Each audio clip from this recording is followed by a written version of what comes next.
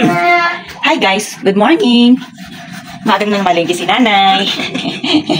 Ito guys, ang lulutuin ni nanay ngayon is tinola. Ano ba sabi mo kanina? Tinola nga. Oh, tinola tsaka adobo. Oo, sabi mo, tinola. Ha? Sabi mo, tinola. Sabi ko, tinola. Tinola. Ay, ganyan talaga pagka iba yung isip. Pero ang liliit na niya, nay. Sobra yun sa... tama lang yan, nay. Ang tinola malalaki. Ang liliit ng hiwa mo. Kaya nasanay ako sa Thailand.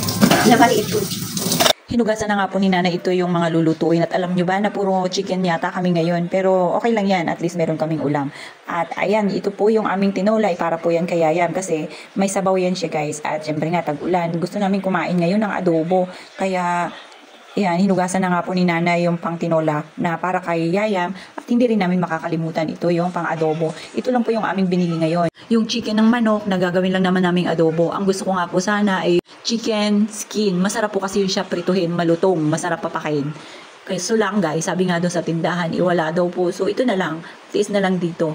At yan, nilinisan na nga po ni nanay isa-isa. Abay, talagang inisa-isa paglinis. Abay, talaga lang ha. Mukhang mapaparami rin ang kain namin dito mamaya guys. Tuloy-tuloy pa nga yung ulan. Ewan ba? May bagyo ata. Sa inyo rin ba meron? Paano? Kasi tuloy-tuloy ang ulan. Ilang araw na. Siguro mag-isang linggo na rin. Panay-panay ang ulan. At hindi na nga maayos-ayos itong aming daanan. Paputik ng paputik dito sa amin. Kaya nakakatamad na rin umalis at lumabas ng bahay. Ito nga pala yung kinuha ni nanay na malunggay. Ito po ihahalo lang namin doon sa aming tinolang manok. At yan, tinanggal ko na nga po isa-isa. Yan po ay para kay Yayam. At syempre, makikihigop na rin ng sabaw ang nagdadayet dyan, guys. Habang nakikipagkwentuhan po ako, isasabayan na natin ang gawa at itong si nanay at si Yayam is busy doon sa aking likuran. Kasi nga po, nagkukulit-kulit. Ang gusto ay umakyat na naman dyan sa may taas ng aming lababo, guys. Abay, akala mo naman may gagawin. Manggugulo lang pala. At ayan, habang nakikipagkwentuhan nga ako kay Big Boss, yan, iniisa-isa ko na ito para matapos na at mabawasan na yung gagawin ni nanay. Kasi alam nyo na, mahirap mag-alaga ng maliit. At nakita ko nga ito, yung aming papaya. Sabi ko nga kay nanay, nakaraan, mangunguha na lang kami ng papaya doon sa kapitbahay. Kaya lang, nung nandun ako kanina sa tindahan, parang naisip ko, nakakahiya naman. At ako lang makikita nilang nanunungkit doon. So, bumili na ako dito sa tindahan. Guys, magkano lang rin naman to. Hindi naman to kabawasan sa ating yaman. Wow, talagang may ganun pa ha.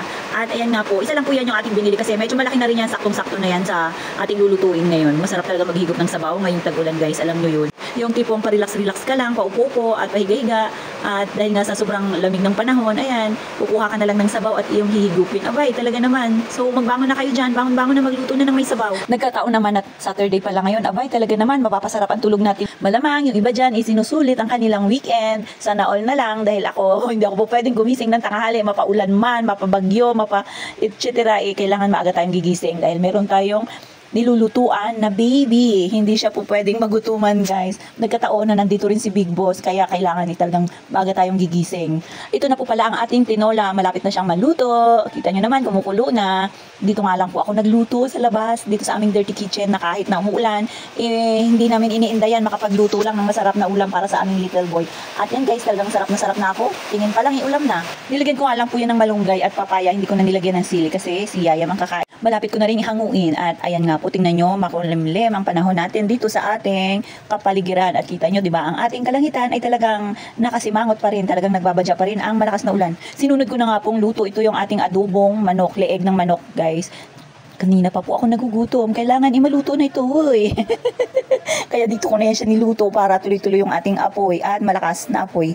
At ayan nga po, habang nagluluto po ako, nakita ko ito yung bata na kumukuha ng talbos ng kangkong dyan sa may labasan. Nung tinanong ko nga siya, anong luto? Sabi ko, kaano raw po, adobong kangkong. O abay, talaga naman, masarap din yun sa tag-ulan guys. Mapapabilib ka na lang talaga sa mga batang ganito, super sipag, masisipag sila guys. Ayan yung mga bata pa lang na makikita mo na talagang alam mo na, asinso dahil nga sa sobrang sipag, di ba, kahit na utusan mo, sunod lang.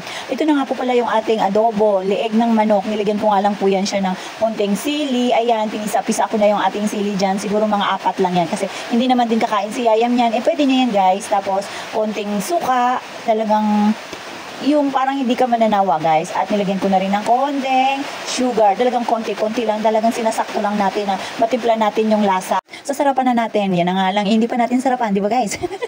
Masarap ito. Ulam ngayon. Lalo na sa tag-ulan, taglamig. Ay talagang mapaparami ang ating kain habang nagluluto nga po ako. Ay dumating na rin ito sa wakas ang aming sulin. Abay, sabi nga nung kuya, medyo nahirapan nga daw po siya dito sa aming daan. Talagang malubak kuya.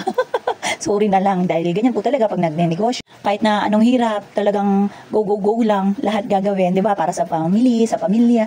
At yan, tingnan nyo, nilagyan ko nga po ng suka ulit. Parang ako natabangan ako dyan, guys. Pero yung ganito, alam ko, pagka naluto, na mamantika ito siya. Ganun kasi yung gusto ko, guys. Yung parang medyo tuyo-tuyo siya. Mas masarap. Ayan ang gawa mo dito. Ito, nagahintay tayo matapos.